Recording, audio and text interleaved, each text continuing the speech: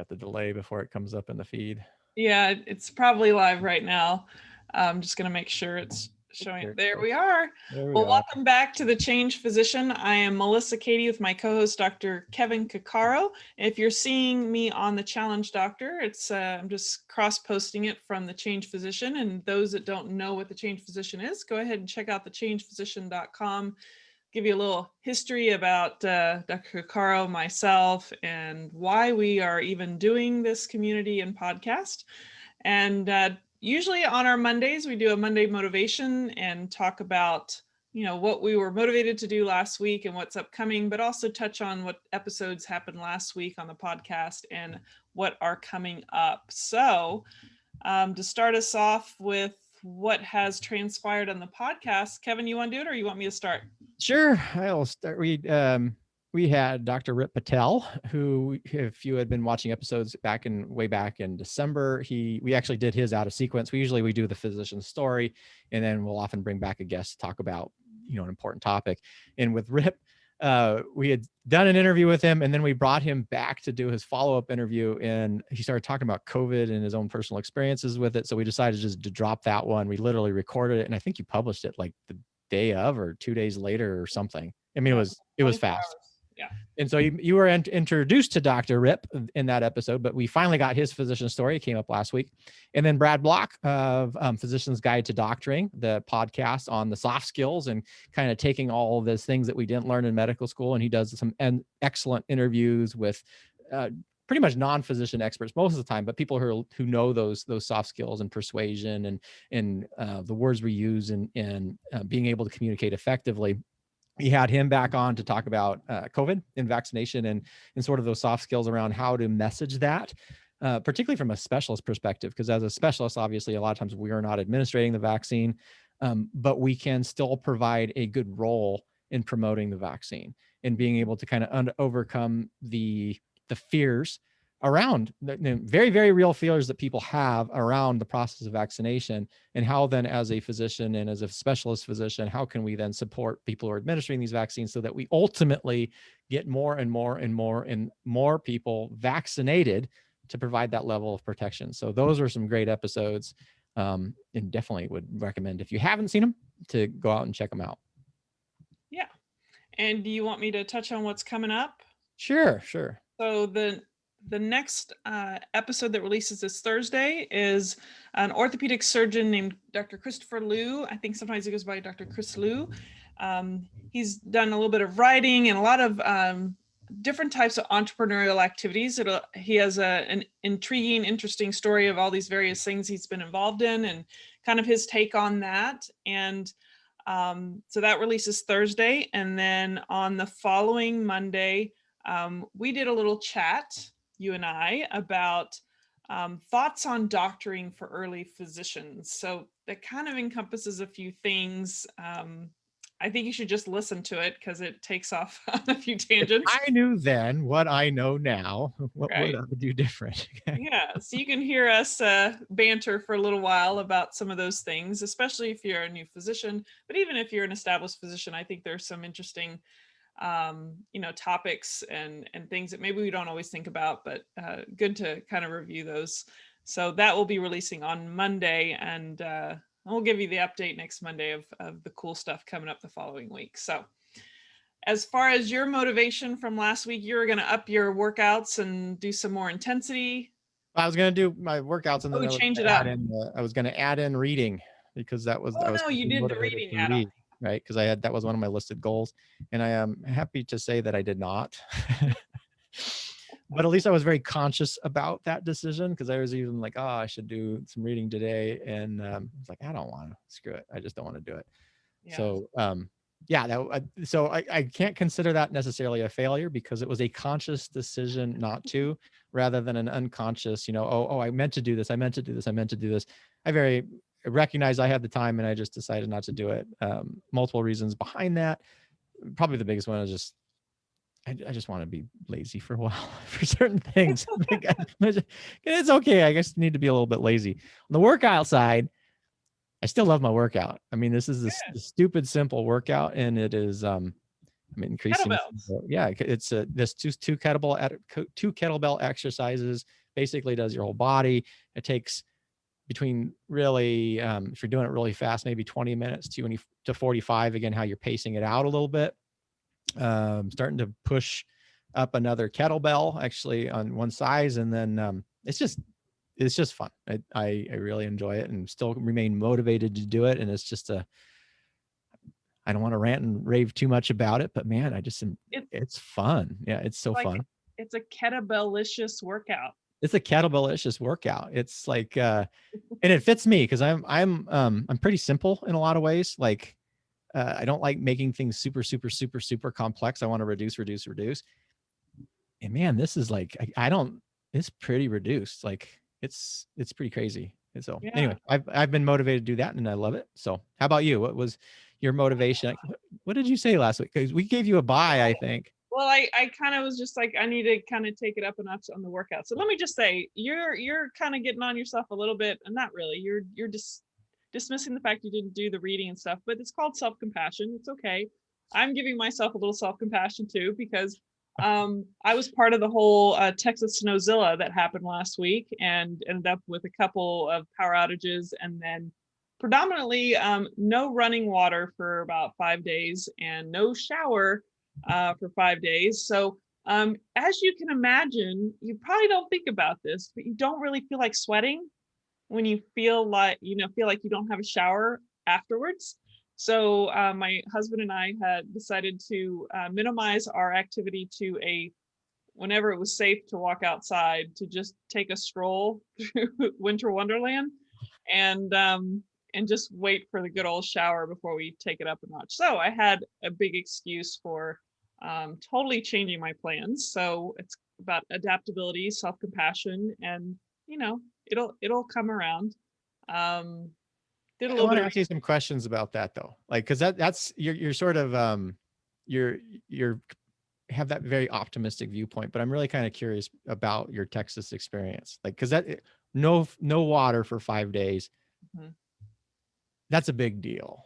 Yeah. Right. So if you don't mind, I would like to just explore a little bit. Yes. Like, what were you doing? Things like, water is so easily accessible for us always, that the absence of it, many of us would not even know what that means. Like, so what were the things that you weren't aware of in your own home life that became shockingly apparent relatively quickly when all of a sudden the water stops? Well, first of all, there's a couple things. So my husband will be like, "Oh, just add some water to the." Oh, we don't have water. And then, "Oh, I'm just gonna wash." Oh, like everything around the corner, like you.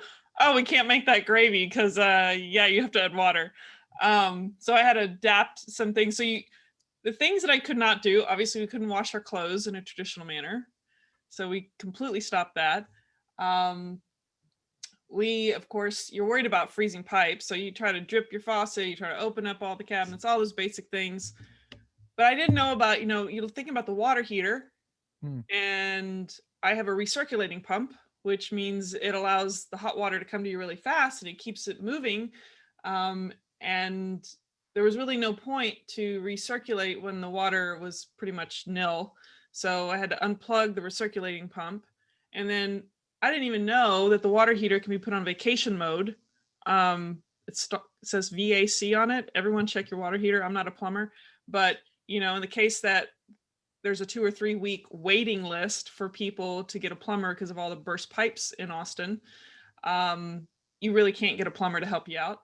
You just need to know where your turnoff valve is on your property. You should always know that as a homeowner.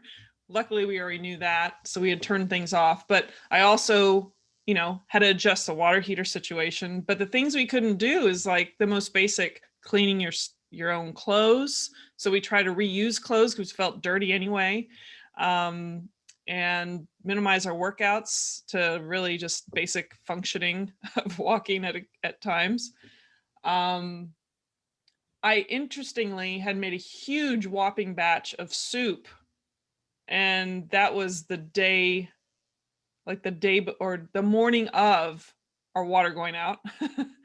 So and we didn't really we're worried about the pipes. I had actually used some filtered water because I didn't trust there were some problems with the filtered water we had in our own fridge, because that was the first thing to go, as far as from the freezing situation. And all we had was flavored water that was stocked because my husband had pre-bought them, not knowing we were going to need those. So I think from the biggest things that you notice is you can't do your basic chores. You can't clean anything. I had to go grab snow and put them in buckets so that we could flush the toilets. I also had previously bought a rain barrel that I hadn't hooked up yet. It has a little hose at the base of the rain barrel so that you can like fill up a bowl or whatever. Well, I found out through that process I had 2 rain barrels. One is not working well, so I got to figure out if I can get that replaced. But the other one did. So I'm sitting there going to my rain, when it started to melt, my 3 little buckets I had is all I had. But that big rain barrel, I went to the gutter to go get. I spent 2 hours going back and forth to my gutter to collect water to pour into the 55-gallon rain barrel because I couldn't get jimmied up the way I needed to effectively. So anyway, just you spend a lot of time doing things in seems very inefficient when you can't get the water. Am I answering your question? Oh yeah. No, you totally are. And I guess the other is just from a personal standpoint, because I can't remember what the survival thing is, but you need like a gallon or 2.5 gallons of water per day per person in order to kind of do basic stuff. Yeah, so, you're made 75% of water. You kind of have to replenish. But so were you then doing like for drinking? Like ultimately, you have to have water for a living. So how were you melting snow, or did you have enough? Some people were boiling water if they had a trickle from the city, because they put a boiling alert. Not that they detected per se initially any bacteria and other stuff, but they were just as a precaution. I've heard of some water in some areas was actually dirty looking when it came back. We, from a fluid standpoint, we did have 6 liters of water that we always kept in our garage just in case. We always have a just in case something, but not like to the extent we thought we'd be without water 5 days. But all the sweetened, there were like 0-calorie vitamin waters. That's what we kind of survived on. And then the little bit of water we had for our 2 rabbits and our cat, we gave them the actual filtered water from the bottles. So you just figure out like what's the priority and who needs what. Someone I think was very rude and was trying to be funny and say just eat your rabbits. That ain't happening. So there's always some little comedian that wants to say that. Yeah, so that was the big thing. I had 3 trees, at least 3 trees that I've witnessed had huge limbs that I'm gonna have to go and saw those off this weekend. So there's a lot of they just weren't used to carrying that much snow or ice on the trees. It can do it for like a day, but we had 7 inches of snow in certain parts of our yard on the initial storm. But I think we had 5 precipitation events, or at least had 5. I think it was 144 hours under freezing, like below freezing. It was freezing below 32. Yeah. But that was the record for Austin ever. So that wasn't just, compared to another year, we literally made the record. So I'm concerned that this might be happening again. I mean, the way that we look at our environment, we seem to dismiss our environmental changes, just like, I think people were dismissing black ice and carbon monoxide too during this. Unfortunately, there were at least a dozen deaths because people didn't have the most basic survival knowledge that you don't close yourself in a garage and turn on your car.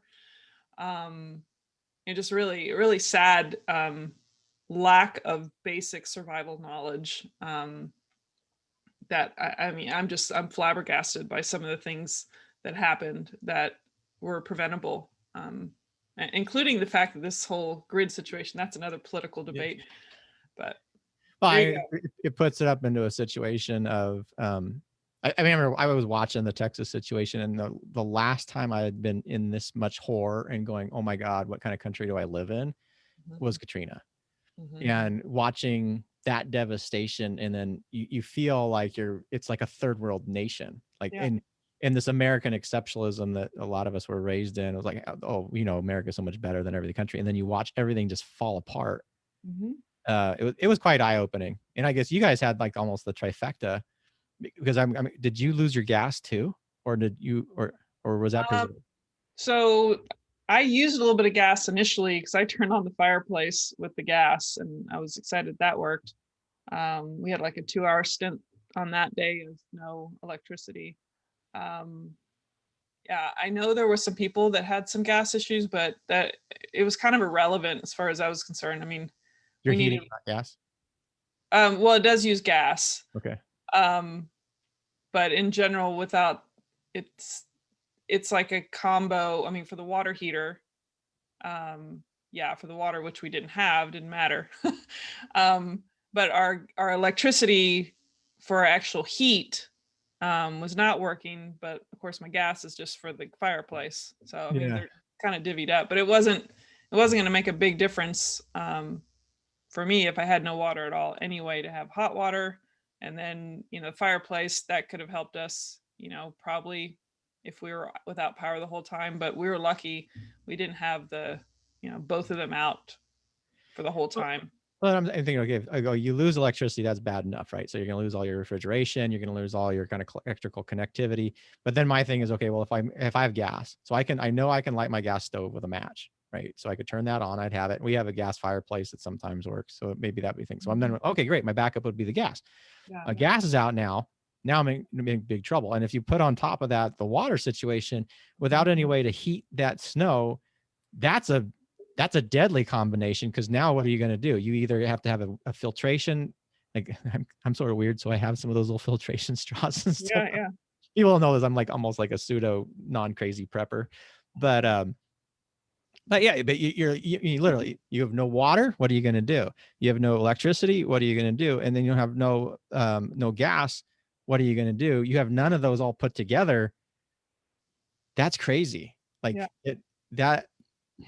Anyway, it's you're then you're looking at like hopefully camp equipment and propane, and from what I hear, that was really, really hard to have if you didn't already have that kind of equipment to begin with.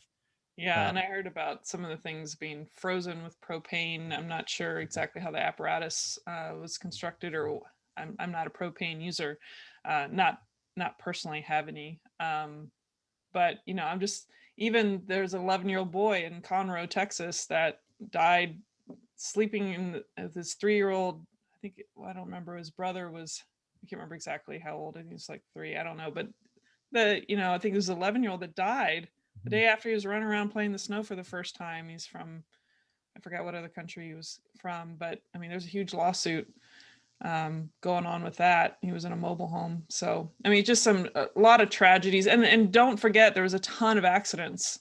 Like, I don't remember, 100 cars or something like piling up in Fort Worth. I mean, it's just people in Texas don't, it's the black ice, like I said, like people, it's why do we have to, like, why can't we heed advice and learn from people that are accustomed to this or professionals in this and are trying to warn you, and like heed their advice, versus just, if you don't see it, don't believe it, or just, it's really yeah, all these things kind of just piled up literally into a bad catastrophe that I think could have been prevented.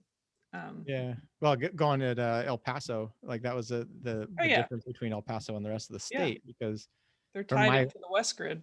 my understanding of that is, I was shocked because I didn't know about this, that 10 years ago you had a similar event, not this catastrophic, but a similar event that sort of like was an eye opener in El Yeah, Paso, then did the steps necessary to prevent it in the future. And lo and behold, that occurs again. And it sounds like El Paso's doing okay. yeah, So yeah, I don't know.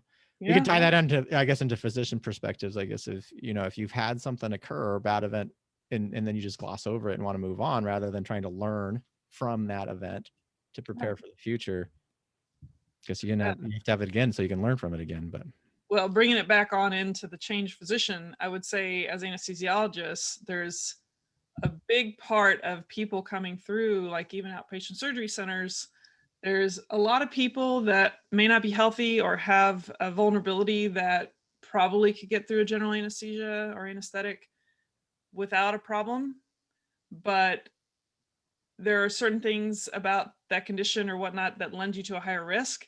And part of our job as an anesthesiologist is to mitigate risk. And if someone either has eaten or somebody has a medical condition that's not optimized or something's not discovered yet that they have, something that we're concerned about, it's very many times minimized by a surgeon. And because many times, in my opinion, they're so used to so many people going through without a problem. It's unfortunately, I've seen this happen, where patients don't do well or die. And those are the kind of the cases you hear about that they get pushed through, whether it's for patients demanding it because they don't even realize the risk or they want to minimize it or they didn't have a problem before. So anyway, this can tie in a lot to that kind of stuff too. Absolutely. Yeah, I know you've come across that at least a time or two in the past. It's reminding me, and I can't remember the exact saying or whatever, but it was like for catastrophes, something about catastrophes, and catastrophes occur basically because we weren't aware of the things that occurred. Like, and what I mean by that is we had a guy at residency, one of our attendings who was really well known for looking at disaster management, where they go in after the fact and start analyzing all the factors that go in. And it's almost always a human error problem. And it's just like you were saying, is that there's somebody either didn't learn the lesson, ignored the warning signs, and then the system itself that was supposed to design to minimize the error of one human's decision just compounds. Like It's like the Swiss cheese model too. yeah. Right. So It's so usually more anytime than one thing. it is, yeah. And so it's one thing occurred and another thing was missed and another thing was missed, and then it kind of comes over, then you get the global catastrophe. So it'll be kind of interesting to see what the overwhelming after action report is going to be, and hopefully we learn from it. Actually, we should talk to somebody who's from New Orleans, because I actually am really like interested in what they did after Katrina and whether they solved on the issues there. Like, how did they do risk mitigation after that? But anyway, another topic, another time. And glad that you're safe, and glad that your husband's safe, and that your rabbits are safe, and you didn't have to eat them. So that's always good. Yeah. Well, I guess my motivation for this week is just to get back in it. In fact, after we're done with this recording, I'm gonna get on the bike and do a little bit of exercise. So I'll get rebooted. This is my reboot week. Reboot week. Well, what's your goal? I'm just going to support your reboot week. My motivation is to say, Melissa, reboot. Okay. I will do that. All right. Perfect. Well, do you want to take us out? Sure. Folks, this is the Change Physician podcast. Thank you for joining us today on our Monday Motivations, to hear the stories and the trials and tribulations that Dr. Melissa Cady has gone through and how she survived the Texas snowpocalypse. If you're interested in learning more about the community and staying connected with us, go to thechangephysician.com, sign up there, whether you're a physician or physician ally. And until next time, stay well. Take care.